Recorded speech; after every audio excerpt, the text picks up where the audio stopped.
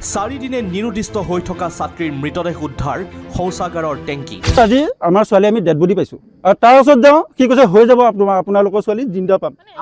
এতিয়া আমাক ন্যায় লাগে। ভাঙি পৰি পেলাই তেওঁ নিজে কনফেছ কৰিলে হয় মই তেনেকুৱা বেয়া কাম এটা কৰিলোঁ। বিৱৰণীটো দিলে কেনেকৈ মাৰিলে।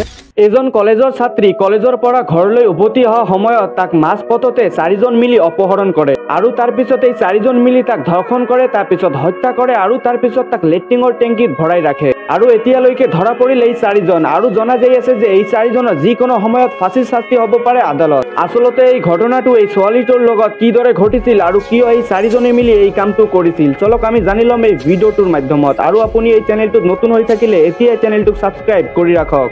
কালি মই যেতিয়া যিটো কালপিতটোৰ কথা মই অচিক হেৰি কৰিবলৈ ধৰিছিলোঁ, অচিয়ে তেতিয়া কৈছে আপুনি এভিডেঞ্চ নোহোৱাকৈ কেনেকৈ কেছ দিব। মই কৈছোঁ এভিডেঞ্চ মই তাৰ ওপৰত কেছ দিব ওলাইছোঁ। তেতিয়া অচিয়ে কৈছে নন চেঞ্চ গেট আউট, কি বিনা দোষী মানুহৰ কাৰণে তুমি কেছ দিব লাগিছ তই। এইটো অচি লক্ষ্মণ প্ৰসাদ দাস, লগত মোৰ এজন আছে, এজনে মই কৈছিলোঁ লক্ষ্মণ প্ৰসাদ দাসে কৈছে তুমি এভিডেঞ্চ নোহোৱাকৈ কিয় ইয়াত সাসপেক্ট কৰিবলৈ আহিছা। তেতিয়া মই ক'লে এভিডেঞ্চ মই তাক সাসপেক্টত মই কেছ কৰিব ওলাইছোঁ। সেইটো আমাৰ তেতিয়া মানে সি মোক কৈছে non change idiot get out, এনেই ফাল্টুটা লোকচান কৰিবলৈ আহিছে, সি তেনেকৈ কৈছে। এতিয়া সি যোৱাকালি এই অচিজনে যোৱাকালিয়ে গম পায় ছোৱালীজনী মৃত্যু হৈছে বুলি। তাত মানে আমাৰ এইজনক ডাইৰেক্ট কৈ গৈছে দাস ছোৱালীজনী 90% নাই। আপোনালোকে হেৰি নকৰিব, আমি পুলিচে ইনভেষ্টিগেশ্যন কৰিছোঁ, আপোনালোকে হেৰি হুলস্থুলীয়া পৰিৱেশ নকৰিব, তেনেকৈ আমাৰ এজনক কৈছে। তেতিয়া তাৰ পাছত আজি আমাৰ ছোৱালী আমি ডেড বডি পাইছোঁ আৰু তাৰ ওচৰত যাওঁ কি কৈছে হৈ যাব আপোনালোকৰ ছোৱালী জিন্দা পাম। এতিয়া আমাক ন্যায় লাগে, এই লক্ষ্মণ প্ৰসাদ দাসক লাগে। আৰু যদি আমি লক্ষ্মণ প্ৰসাদ দাসক যদি নাপাওঁ আমি এই ট্ৰেইনৰ সন্মুখতে আমি ডেড বডি আমি জ্বলাম। প্ৰয়োজন হ'লে আমি গোটেই তিতাবৰ আমি বন্ধ কৰিবলৈ আমি হেৰি হ'ব। আমি সিদ্ধান্ত আমি এতিয়া থানামুখত আমি এটাই সিদ্ধান্ত লৈছোঁ, যেতিয়ালৈকে আমি অচিক লগ নাপাওঁ তেতিয়ালৈকে আমি ডেড বডি আমি চমজি নলওঁ আৰু দৰকাৰ হ'লে আমি থানাৰ মুখত আমি ছোৱালীজনীৰ সৎকাৰ ব্যৱস্থা কৰিম। বৰ্তমান আমাক অচিক লাগিব, মালিক লক্ষ্মণ কুমাৰ দাসক মানে গোটেই ছিকুৱেঞ্চটো আপোনালোকেও গম পাইছে হয়তো। বিপ্লৱী দাস যি 7 তাৰিখে নিৰ্দেশৰ যিটো কমপ্লেইনটো আহিছিল, কমপ্লেইনটো অহাৰ পিছত আমি 8 তাৰিখে যেতিয়া ইনভেষ্টিগেশ্যন আৰম্ভ কৰিলোঁ, 8 তাৰিখে ইনভেষ্টিগেশ্যন আৰম্ভ কৰি বিভিন্নজনক সোধা পোছা কৰাৰ পিছত গম পালোঁ যে কোনজন মানে মেইন একিউজ হিচাপে ইনভলভ আছে। আৰু মেইন একিউজ হিচাপে ইনভলভ থকা মানুহজনক আমি 8 তাৰিখে পিক আপ কৰিলোঁ। 8 তাৰিখে পিক আপ কৰি প্ৰথম অৱস্থাততো তেওঁ একো নকয়, মানে কোনো কনফেছ কৰা নাই। চ' ইনভেষ্টিগেশ্যন কণ্টিনিউ হৈ থাকিল। 9 তাৰিখে মানে যেতিয়া ইনভেষ্টিগেশ্যনটো কণ্টিনিউ হৈ আছিল ৰাতিপুৱা সময়ত আপোনালোকেও হয়তো গম পায় তেওঁ কিবা এটেম্প্ট এটা লৈছিল থানাৰ ভিতৰতে। চ' সেই এটেম্প্ট এটা লোৱাৰ ক্ষেত্ৰতে তেওঁক দেখা পালে আমাৰ পুলিচ পাৰ্চনসকলে দেখা পাই পেলাই মেডিকেল কৰাই পেলাই তেওঁক এতিয়া মেডিকেলত ভৰ্তি হৈ আছে। চ' সেই গোটেই বস্তুখিনি চলি থাকোঁতেও আমি বিভিন্ন চ'ৰ্চৰ পৰা গম পাইছিলোঁ যে ছোৱালীগৰাকীক লৈ পেলাই যিজন মেইন একিউজ আছিল, মেইন একিউজজনে এবাৰ ডাক্তৰৰ ওচৰতো এপ্ৰ'চ কৰিছিল যাতে এবৰ্চনৰ প্ৰচেছ এটা কৰিব পাৰে। আৰু সেই এপ্ৰ'চ কৰোঁতে মানে লগতে এজন ফাৰ্মাচিষ্টৰ সহায় লৈছিল।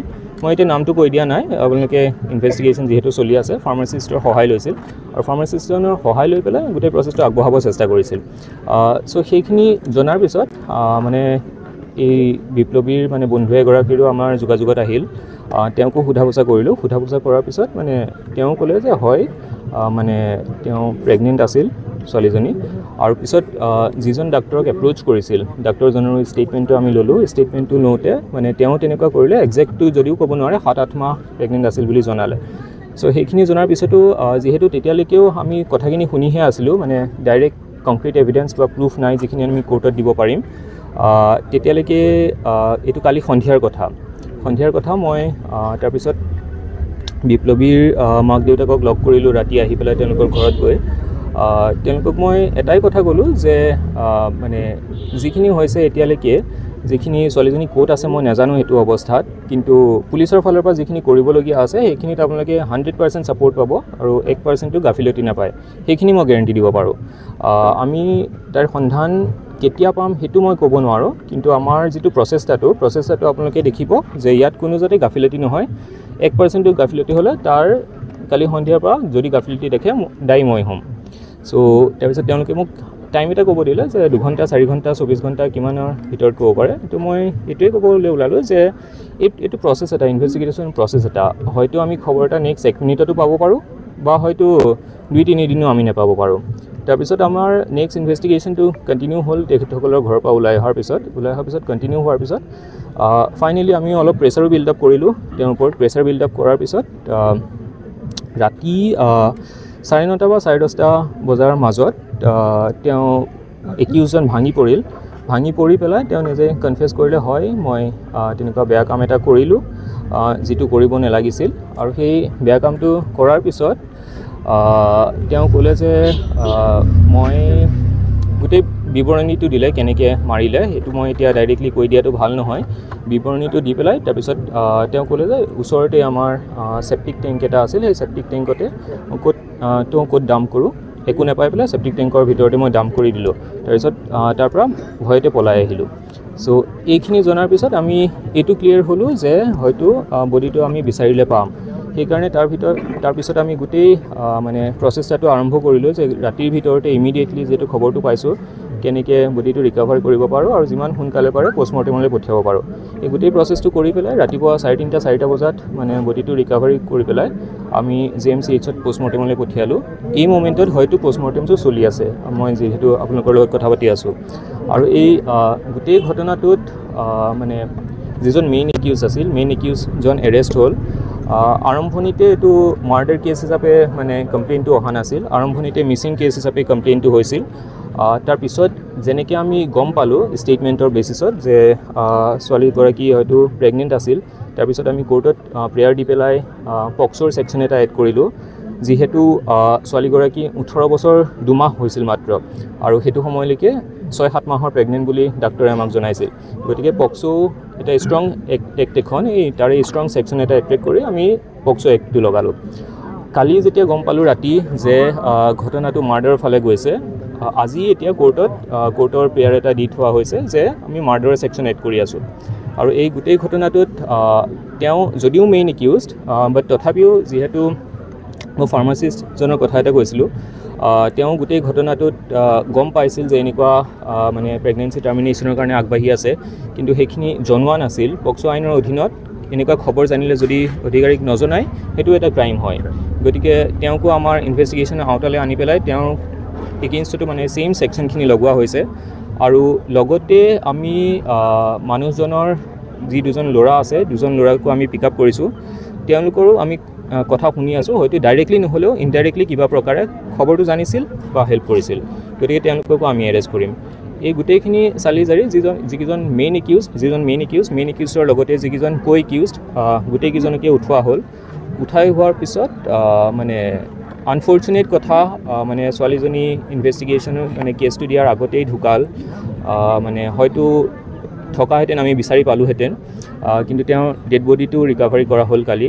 আৰু কালি মই এটা কথা গম পালোঁ যেতিয়া এই পৰিয়ালৰ ঘৰত গ'লোঁ কালি সন্ধিয়া ৰাতি, ভাৰপ্ৰাপ্ত বিষয়া তিতাবৰ থানাৰ, তেওঁৰ এগেইনষ্টত মানে আমাৰ পাব্লিকৰ ৰাইজৰ হয়তো কিছু কমপ্লেইন আছে। আৰু কমপ্লেইনখিনি এনেকুৱা আছিল যে মানে বিহেভিয়াৰ ভাল নহয়, ব্যৱহাৰ পাতি ভাল নহয় মানুহৰ লগত। কিছুমান কেছ আহিলে ইমিডিয়েট ইনভেষ্টিগেশ্যনটো আৰম্ভ কৰি পিছুৱাই থাকে। সেই হিচাপে 2-3টা উদাহৰণ দিলে মোক। এক্সিডেণ্ট কেছ এটাৰ উদাহৰণ এটা দিছিল, আৰু এটা উদাহৰণ দিছিল হয়তো আজি এমাহমানৰ আগত ছোৱালী এজনীৰ তেনেকুৱা ছুইচাইড কেছ এটা হৈছিল। চ' এইখিনি উদাহৰণ যেতিয়া মোক দিলে, তেতিয়া মই আমাৰ ছিনিয়ৰ অফিচাৰসকলকো সুধিলোঁ কি কেছ হৈছিল। তেওঁলোকে মোক ছেইম কথাখিনি জনোৱাৰ পিছত মই ৰাতিয়ে তেওঁক ৰিজাৰ্ভ ক্ল'জটো কৰালোঁ। ৰিজাৰ্ভ ক্ল'জ কৰাই পেলাই আজি ৰাতিপুৱা মই আমাৰ গুৱাহাটী হেডকোৱাৰ্টাৰৰ লগত কথা পাতিলোঁ।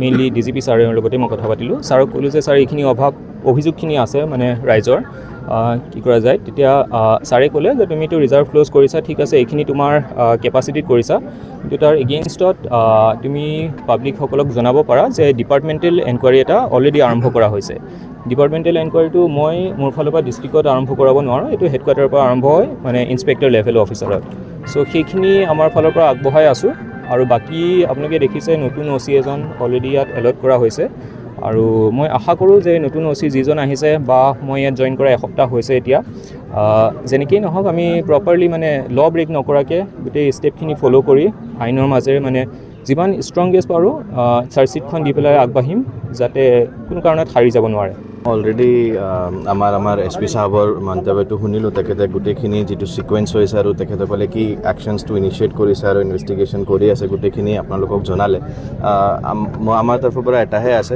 যে আমি অলৰেডি মই SP সাহেবৰ লগত ডিছকাশ্যনো কৰিছোঁ যে আমি ইমিডিয়েটলি ন্যায় দিয়াব লাগে তাৰ কাৰণে পুলিচে একদম ষ্ট্ৰিক্টেষ্ট একশ্যন ল'ব আৰু তেখেতসকলে অলৰেডি ইনভেষ্টিগেশ্যন ষ্টাৰ্ট কৰি যিমানখিনি এভিডেঞ্চ কালেক্ট কৰিব লাগে গোটেইখিনি প্ৰক্ৰিয়া আৰম্ভও কৰিছে তাৰ লগতে এটা স্পেচিয়েল এটা বিশেষ এটা ইনফৰমেশ্যনো ইতিমধ্যে মই পাইছোঁ এইটো কিমান ট্ৰু আছে আমি নাজানো মই ইনকুৱাৰী কৰিব লাগিব যে তেখেতৰ একিউজজনৰ ঘৰতে কিবা এটা আশ্ৰম বা কিবা এটা চলি আছে তো সেইটোও যদি আছে তেনেকুৱা আমি ইমিডিয়েটলি মেজিষ্ট্ৰেৰিয়েল এটা ইনকুৱাৰী মই কৰাম আৰু ইনকুৱাৰী কৰাৰ পিছত এনেকুৱা যদি ইলিগেলি কিবা এটা তাত চলি আছে আমি ইমিডিয়েটলি এজ পাৰ ল এজ পাৰ ৰুল আমি চিল কৰিম আৰু বাকী যি পুলিচৰ প্ৰক্ৰিয়া আছে পুলিচে কৰি আছে নিজৰ OCৰ এগেইনষ্টত যিটো আপোনালোকে কৈ আছে বা পাব্লিকে কৈ আছে যে OCৰ পাব্লিক ৰিলেশ্যন নাছিলে বা আগতেও তেনেকুৱা কেছ হৈছে ইতিমধ্যে অলৰেডি আমাৰ SP মহোদয়ে আমাক জনালে যে আসাম পুলিচ হেডকোৱাৰ্টাৰ যিহেতু সেই OCজন ইনস্পেক্টৰ ৰেংক OC হ'লে ডিপাৰ্টমেণ্টেল প্ৰচিডিং ডিচিপ্লিনাৰী একশ্যন যিটো হয় হেডকোৱাৰ্টাৰৰ পৰা হয় অলৰেডি DGP ছাৰৰ লগত ডিছকাশ্যন মতে আমাৰ SP মহোদয়ে জনাইছে যে আসাম পুলিচ হেডকোৱাৰ্টাৰে সেই ডিপাৰ্টমেণ্টেল প্ৰচিডিঙৰ যিটো প্ৰক্ৰিয়া অলৰেডি ইনিচিয়েট কৰিছে আৰু অতি সোনকালে তেখেতৰ ডিপাৰ্টমেণ্টেল প্ৰচিডিং কৰি তেখেতৰ এগেইনষ্টত যি এজ পাৰ ৰুল একশ্যন ল'ব লাগে if something is found action লোৱা হ'ব চ' মোৰ এটাহে ৰিকুৱেষ্ট আছে সকলোকে যাতে লিগেল প্ৰক্ৰিয়া লিগেল মতে হ'ব দিব লাগে কোনো আইন বা কোনো ল নিজৰ হাতত কোনে ল'ব নালাগে আমি ৰেডি হৈ আছোঁ আমি ফিল্ডতে আছোঁ আৰু যিমান সোনকালে পাৰোঁ I am very confident in police administration তেখেতসকলে যিমান সোনকালে পাৰে ইমিডিয়েটলি এই যিটো কেছ হৈছে ইমিডিয়েটলি ইনভেষ্টিগেশ্যন কৰি চাৰ্জশ্বিট ফাইল কৰি যিটো আমাৰ দুৰ্ভাগ্যজনক এটা ইনচিডেণ্ট হৈছে ছোৱালীক ন্যায় নিশ্চয় দিয়াব যিটো কমপ্লেইনছ আছে বা গোটেইখিনি যে অভিযোগ আছে এতিয়াহে আমি গম পাইছোঁ এই কেছ হৈছে তাৰপিছত গম পাইছোঁ মই যেনেকৈ আপোনালোকক ক'লোঁ সেই আশ্ৰমৰ বিষয়ে যে আমি এটা মেজিষ্ট্ৰিয়েল ইনকুৱাৰী কৰিম সেই মেজিষ্ট্ৰিয়েল ইনকুৱাৰী যিটো এম্বিট হ'ব তাত যিমানখিনি এলিগেশ্যনছ আছে গোটেইখিনি এলিগেশ্যনছ আমি ইনকুৱায়াৰ কৰিম আৰু তাৰ এগেইনষ্টত যি আমি ইলিগেল পাম তাৰ এগেইনষ্ট আমি বিহিত ব্যৱস্থা গ্ৰহণ কৰিম এইটো কাটতে পেলাই থৈছিলে আৰু এয়া মানে বহি চহি দেখিছে ন ছোৱালীজনী স্কুলীয়া ইউনিফৰ্ম আছিলে মানে আপোনাৰ যিহেতু কলেজলৈ আহিছিলে কলেজৰ পৰাই মানে আধা ৰাস্তাতে ঘটনাটো ঘটিলে তাতে কি মানুহজনেহে জানিব ক'ত কেনেকৈ কি কৰিছে আৰু আনি পেলাই এইটো গাঁতত পেলাইছিলে চেণ্ডেল দেখিছে এইবিলাক ছোৱালীজনীৰ চেণ্ডেল আৰু এয়া বহি বেগ স্কুলীয়া বেগ তো যিয়ে নহওক বন্ধুসকল আপোনালোকে ভিডিঅ'টো শেষলৈ চোৱাৰ পিছত আচলতেই বুজি পালে যে এই ঘটনাটো কিদৰে ঘটিছিল আৰু তিতাবৰৰ মানুহবোৰ কিদৰে হৰতাল কৰি আছে গোটেই অসমত তো যিয়ে নহওক বন্ধুসকল ভিডিঅ'খন সম্পূৰ্ণ চোৱাৰ পিছত আপোনালোকে বুজি পালে যে আচলতে কিদৰে এই ঘটনাখন সংঘটিত হৈছিল তো বন্ধুসকল গোটেই ভিডিঅ'খন চোৱাৰ পিছত আপোনালোকৰ অতি মূল্যৱান মন্তব্যটো কি এইটো কমেণ্ট বক্সত জনোৱা আৰু আপোনালোকে ভিডিঅ'টো যদি এতিয়ালৈকে লাইক কৰা নাই তেনেহ'লে এতিয়াই লাইক কৰক চেনেলটো ছাবস্ক্ৰাইব মাৰি এতিয়াই ভিডিঅ'টোক এটা শ্বেয়াৰ কৰি দিয়ক ধন্যবাদ।